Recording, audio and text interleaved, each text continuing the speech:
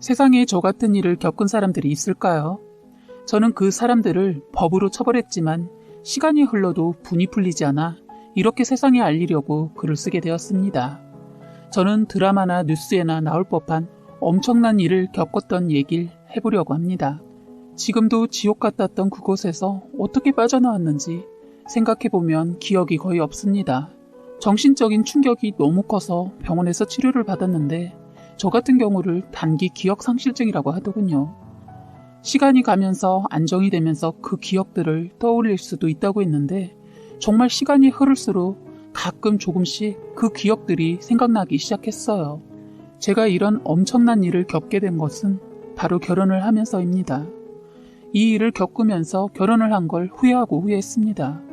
지금 생각하면 창살 없는 감옥에 갇혀 산 것 같아요. 이제부터 제가 남편을 만나게 된 시기부터 말을 해볼게요. 저는 어릴 적 어려움이라는 걸 모르고 자랐습니다.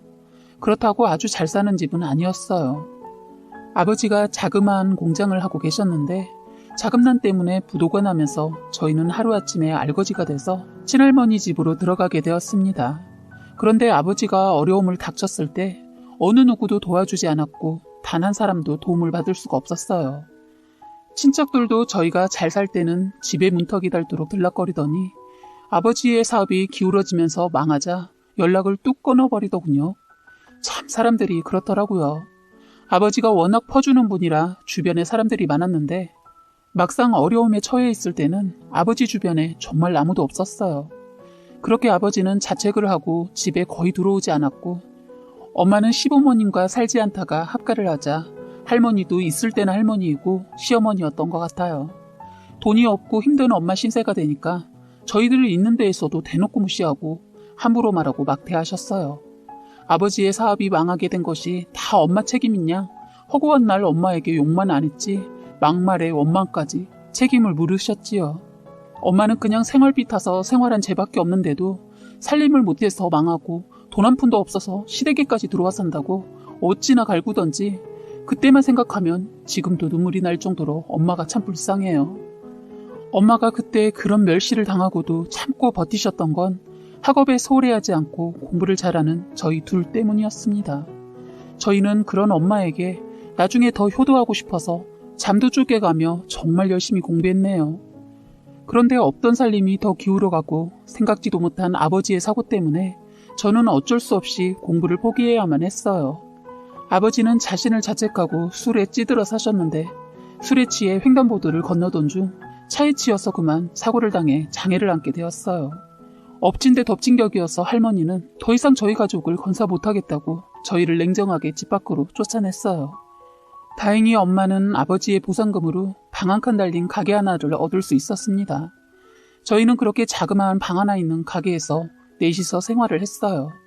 아버지는 다리에 장애를 얻어서 일을 할 수 없어서 엄마와 제가 일을 해야만 했습니다. 엄마는 이 집안을 일으켜 세울 사람은 장남인 오빠라고 하면서 저에게 학업을 포기할 것을 권하셨어요. 그래서 저는 고등학교만 졸업을 하고 대학교를 포기해야 했습니다. 법대를 가겠다는 오빠를 위해 저와 엄마는 열심히 일을 해서 뒷바라지를 했습니다. 엄마가 장사가 처음이다 보니 장사하는 것마다 잘 풀리지 않았어요. 이것저것 해보다 그러면서 빚도 더 늘어나게 되었어요. 엄마나 아버지나 비빌 언덕이 없었습니다. 외가 쪽에는 다들 잘 살고 있는데 도움을 전혀 받을 수가 없었어요. 혹시라도 돈 꿔달라고 할까봐 다들 연락하면 전화를 받지 않고 찾아가면 없다고 했다고 했다네요. 그래서 외가 쪽으로도 돈을 융통할 수 없었는데 다행히 엄마와 정말 친한 친구가 엄마를 지켜보다 친구가 나서서 여기저기 융통해준 돈으로 다시 가게를 하게 되었어요. 엄마는 마지막이다 생각하고 자신이 제일 자신 있고 잘하는 반찬 만들어서 파는 반찬 가게를 다시 하게 되었습니다. 정말 사람이 죽으라는 법은 없는가 봐요. 엄마의 손맛이 소문이 나고 동네 사람마다 가게에 와서 반찬을 사가면서 꼭 맛있다, 꼭 엄마가 해주는 반찬을 먹는 것 같다면서 칭찬 한마디씩 할 정도였네요. 그래서 그런지 반찬 맛있기로 인근에서는 소문이 자자했고 손님이 끊이지 않게 방문했습니다. 항상 돈이 쪼들리고 힘들게 살았는데 그 가게가 잘 되니 그때부터 돈이 모이게 되더군요. 그래서 저는 아르바이트 하던 걸 그만두고 일손이 딸려서 눈코 뜰 새 없이 바쁜 엄마 일을 도우기 시작했어요. 시간이 지나면 지날수록 입소문을 더 타서 그런지 장사는 말도 못하게 잘 되었어요. 워낙 손이 큰 엄마라 아낌없이 퍼주는 엄마의 정과 손맛은 어느 순간 동네에서 퍼지면서 동네에서 알아줄 정도로 됐어요. 그렇게 시간이 흐르다 보니 저희 집 살림도 피게 되었습니다. 엄마는 돈이 생기자마자 힘들 때 돈을 빌려줬던 정말 고마운 친구의 빚을 제일 먼저 갚았고, 날 이렇게 세워준 건 너 때문이라고 고맙다며 큰 선물도 해드렸어요. 어느 누가 친구를 위해 그렇게 해줄 수 있겠어요. 엄마의 친구분은 엄마의 생명에 끈이 되어 주었으니까요. 엄마는 가게 근처에 아파트도 사서 아버지를 그곳에 모시고 거의 생활은 가게에서 하셨어요. 저는 아버지 집과 가게를 오가며 생활했습니다. 몸이 불편하신 아버지를 돌봐드려야 했거든요. 오빠는 다행히 공부를 열심히 잘해주고 있어서 엄마는 오빠를 위해 더 열심히 살기로 했어요. 그런데 저희 집에 또 위기가 찾아온 것입니다. 오빠가 여자에게서 빠져서 잘하던 공부를 그만두고 학교도 그만두고 결혼을 하겠다고 하는 거예요. 엄마의 희망이었던 오빠가 그렇게 나오자 그동안 힘들어도 이를 악물고 참고 악으로 버텼던 엄마는 오빠의 선언에 충격을 받고 그만 쓰러지고 말았어요. 오빠는 알고 보니 어처구니 없게도 여자가 임신을 해서 책임을 지려고 일을 하기 위해 하던 공부를 중단하고 취직을 하려고 했던 거예요. 그렇게 저희 친정은 한순간에 또다시 어려움이 왔고, 저도 한순간 가게 문을 닫고 엄마를 가롱하고 있다가 이대로 있다가는 다시 망할 것 같아 저는 엄마 어깨너머로 배운 음식과 제가 잘하는 음식을 제가 해서 장사를 다시 하게 되었어요. 동네에서도 엄마의 사정을 알고 꾸준히 저희 가게를 이용해 주셨어요. 제가 엄마를 닮아서 그런지 다행히 가게는 예전과 다름없이 장사가 잘 되었습니다. 그런데 저 혼자 다 감당하기에는 너무 버거웠어요. 엄마는 그렇게 병원에 계시고 아버지는 집에 계셨으니 왔다 갔다 너무 힘들어서 집을 처분하고 다시 아버지를 가게로 모시고 살았어요. 아버지는 술이 없으면 못 사시는 분이셨는데 그렇게 제 곁에서 계시다가 몇 년 못 사시고 돌아가셨습니다. 오빠라는 인간은 그 여자한테 빠져 집을 나가더니 연락 두절까지 되어서 아버지가 돌아가셨을 때 상도 저 혼자 치르게 되었습니다. 엄마는 치료를 받으면서 많이 호전이 되셔서 가게에서 계실 정도가 되셔서 저랑 같이 생활하게 되었습니다. 엄마는 눈만 뜨면 딸, 나 때문에 힘들지? 미안해. 내가 너에게 짐만 되는구나 라고 하셨어요. 그래서 저는 엄마 미안하다는 말 하지 마. 미안하면 날 봐서라도 제발 더 열심히 하셔서 건강 찾으세요. 라고 하면서 그런 엄마를 저는 따뜻하게 안아주는 것밖에 없더군요. 세월이 흘러 제가 30이 될 때 자꾸 주변에서 중매를 해주겠다고 했어요. 그런데 아픈 엄마를 두고 결혼을 한다는 것은 감히 상상도 안 가더라고요. 그래서 저는 결혼이라는 것을 접고 살았습니다. 그렇게 30 중반이 되었을 때 한 아주머니를 알게 되었어요. 저에게 자꾸 관심을 보이고 가끔 자기 딸하고 와서도 저에게 이래저래 질문을 하면서 관심을 보이더군요. 그런데 어느 날은 저희 동네 반대쪽에 살다가 저희 가게 근처로 이사하면서 저를 보게 되었고 자기 며느리 하고 싶어서 눈여겨봤는데 아들 한번 만나볼 생각 없냐고 하는 거예요. 결혼 관심 없다고 자꾸 말해도 하루도 빠짐없이 오더군요. 그러더니 자기 아들을 데리고 왔어요. 첫 느낌은 인물도 좋았고 인상도 좋아서 그런지 나쁘지 않았습니다. 40 초반이지만 총각이라고 하더군요.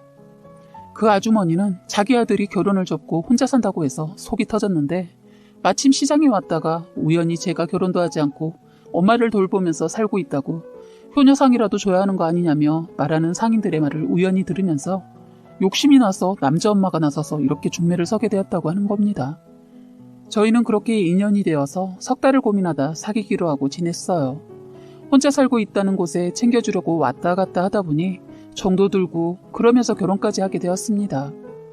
그런데 지금 생각하면 남편의 행동이 참 이상했던 것은 결혼하기 전부터 자꾸 혼인신고를 하자고 했어요. 저는 끝까지 버티고 있다 결혼을 하고 나서 혼인신고를 했습니다. 그리고 결혼 전 저는 몸이 불편하신 엄마를 두고 결혼할 수 없다고 하니 남편은 흔쾌히 저희 엄마를 모시고 살자고 했어요. 저는 처음으로 저만을 바라봐주는 남편이 생겨 이런 게 행복이구나 하며 느꼈고 너무 행복했습니다. 그런데 그 행복도 잠깐이었네요. 남편은 저에게 모든 걸 속이고 결혼한 것이었고 저를 죽이려고 했습니다. 돈을 바라고 사기 결혼을 감행한 것입니다. 시어머니도 시누이도 결혼을 하고 얼마 지나자 본색이 드러났어요. 모든 것이 이 셋이서 짜고 시작한 결혼이었던 겁니다. 남편은 뜬금없이 저보고 취미가 뭐냐고 묻더군요. 사실 먹고 살기 바빠서 취미생활이란 걸 결혼 전에는 한 번도 해본 적이 없습니다. 그래서 없다고 하니까 등산을 권하는 거예요. 다리 아프고 높은 거 오르는 거 싫다고 하니까 자기는 등산 좋아하는데 같이 다닐 사람이 없어서 그동안 못 다녔다고 하면서 요즘에는 젊은 여자들도 등산 많이 하던데 건강도 건강이지만 산 한 번 올라갔다가 오면 자연에 동화돼서 마음도 힐링되거든. 나랑 이제부터 같이 다니자. 라고 있는 말 없는 말 하면서 저를 끝까지 설득하길래 어쩔 수 없이 남편 뜻을 따라주기로 하고 등산을 시작하게 되었어요. 그런데 시누이가 보험 설계사 일을 시작했다면서 보험 몇 개를 들어주길 바라더군요. 그중에는 제 생명보험도 있고 해서 다른 건 모르겠지만 이건 안 하고 싶다고 하자 자기도 동생도 엄마도 다 드러났다면서 뭘 고민하면서 깊게 생각하냐며 자꾸 부추기더군요. 저희는 각자 돈을 관리하기 때문에 남편이 보험 어떤 걸 들어놓았는지 확인해보지 않았어요. 그래서 제가 망설이자 피보험자를 친정엄마로 해놓으면 되지 않냐고 하는 겁니다. 저는 그 말을 믿고 바보같이 들었네요. 그런데 나중에 알고 보니 이것들이 그걸 다 바꿔두었더군요. 제가 바쁜 시간대에 와서 사인하라고 해서 급하게 사인만 하고 시누이를 믿는 것도 있었고 보험증권이란 거 깜빡했는데 그게 문제였던 것 같아요. 제가 제대로 확인하지 못한 게 너무나도 제 자신한테 화가 납니다. 어쨌든 보험을 들고 난 후부터 남편이 자꾸 등산을 가자고 권했고 사고가 난 날 남편이란 놈이 이른 새벽에 산을 가자고 했는데 가게 손님들에게 주문받은 게 있어서 그걸 다 처리하고 좀 점심때쯤 출발을 해서 산을 갔어요. 올라갔다가 내려오면 어두울 것 같아 나중에 가자고 해도 막무가내로 왔으니까 올라가자고 고집을 부려서 중간만 가다가 다시 내려오자고 약속하고 올라갔는데 그 길이 저의 저승길이 될 뻔한 길이었는지 몰랐네요. 남편이란 나쁜 새끼가 저에게 나쁜 짓을 한 겁니다. 뻔한 등산 코스가 있는데도 그 코스로 안 가고 자기가 더 좋은 길을 안다고 다른 길로 가는 거예요. 저는 그곳이 초행길이라 그냥 남편만 따라갔고 많이 가파른 언덕 쪽을 가는데 제가 혼자 올라가기 힘들어하니 제 손을 잡아주면서 그 손을 다시 힘껏 밀어버리는 거예요. 저는 그 짧은 순간 많은 생각들이 스쳐 지나가더라고요. 혼자 계실 엄마 생각과 저런 버러지만도 못한 인간 때문에 내가 생을 마감하는구나 라고. 그렇게 저는 가파른 낭떠러지에 굴러떨어지고 그렇게 피를 흘리고 기절을 했고 산속에 버려지고 말았습니다. 이걸 천운이라고 해야 하는지 모르겠지만요. 제 목숨줄이 질긴 것인지 다행히 정신을 차렸지만 다친 부위 때문에 통증이 매우 컸습니다. 그리고 다리는 부러져 있었고 몸은 낭떠러져 있어 얼마나 굴렀는지 모르겠지만 거의 만신창이었습니다. 눈을 뜨자마자 제 머릿속에 스치는 것은 저희 엄마 혼자 계실 텐데 어떡하나였어요. 혼자 계실 엄마를 위해서 저는 어떻게 해서든 살아남아야 했습니다. 그래서 가지고 있던 핸드폰으로 119에 신고를 하려고 했지만 핸드폰을 찾으려고 했는데 낭떠러지에 떨어질 때 호주머니에서 빠진 것 같았고 폰은 저한테 없었습니다. 한쪽 다리는 정강이 쪽이 골절이 되어서 걸을 수 없었고 저는 혼자서 그곳을 벗어나기 위해서 온갖 힘을 다해서 박박 끼어서 나오려고 노력했어요. 그리고 만신창이가 된 몸이라 그런지 소리를 지르려고 해도 말도 잘 안 나왔지만 젖먹던 힘까지 내서 여기 사람 있어요. 제발 살려주세요. 라고 울먹이면서 소리를 질렀는데 정말 다행인 건 그곳을 등반을 하는 등산객이 있었는데 야야야 들어봐. 무슨 소리가 나는 것 같은데? 이건 분명 사람 목소리야. 하면서 주위를 돌아보는 중 그분들이 제 목소리를 들어서 구출이 되었어요. 구출 받으면서도 제 몸 상태가 말이 아니라서 거의 정신을 못 차리고 있었고 아까 그렇게 찾아도 없던 핸드폰이 구급대원들이 저를 들고 갈 때 밑에 반짝이는 걸 보고 제 핸드폰을 찾을 수 있었습니다. 구급대원분들께 제 핸드폰을 달라고 했고 다친 와중에도 엄마 걱정이 너무 돼서 엄마한테 전화를 했는데 저는 눈물이 하염없이 났지만 다쳐서 지금 이 상황 이야기는 하지 않았습니다. 그리고 엄마는 저희가 등산을 가면서 친구분 집에 모셔다 드렸는데 다행히 아직 그곳에 계신 것 같았어요. 저는 목소리가 잘 나오지 않았지만 나 오늘따라 엄마가 왜 이렇게 보고 싶지? 엄마 옆에 있는다고 했는데 그 약속을 못 지킬 뻔했어. 미안해. 내가 갈 때까지 그곳에 계셔. 했습니다. 딸, 갑자기 왜 그래? 목소리가 안 좋은데 무슨 일 있는 거 아니지? 그래, 엄마도 우리 딸 마음 다 알아. 내 딸 엄마가 사랑하는 거 알지? 항상 고맙고 힘내 라면서 전화를 했었습니다. 그리고는 112에 내가 지금까지 겪었고 남편이 나를 죽이려고 했던 모든 내용들을 신고를 했고 그 다음에는 긴장이 풀렸는지 저는 정신을 잃고 기절을 했었습니다. 중상을 입고 큰 병원으로 옮겨진 저는 이곳저곳 다친 곳을 치료를 받았고 남편은 여러 가지 사건에 대해서 조사를 받았습니다.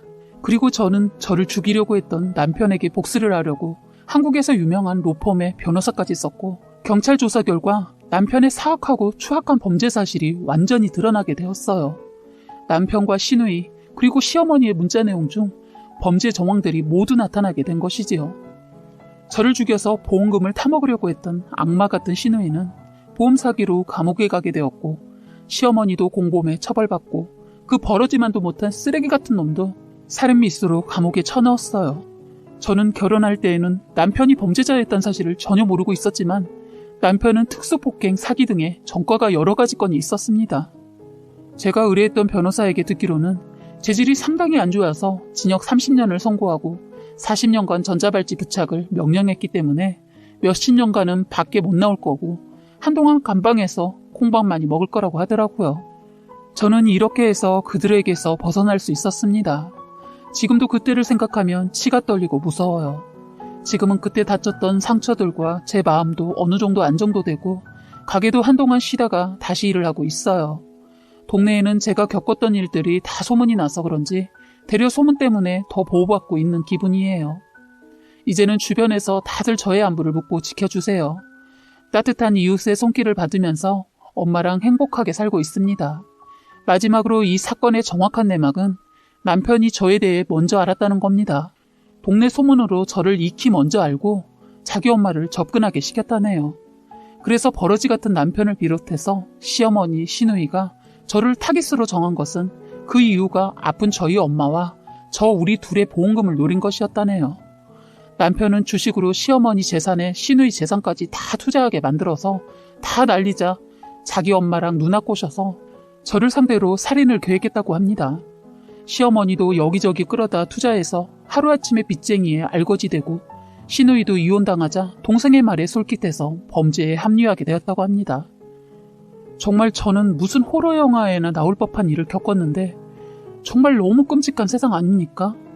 시댁 식구들 모두 인간으로 살 가치도 없는 년놈들입니다. 저를 보험금 타먹기 위해서 도구로 사용한 남편은 평생 감옥에서 썩길 바랄 뿐입니다. 감옥에서 처먹는 밥도 이놈한테는 아깝네요. 사연은 여기까지였고요. 구독과 좋아요, 알림 설정 부탁드리겠습니다.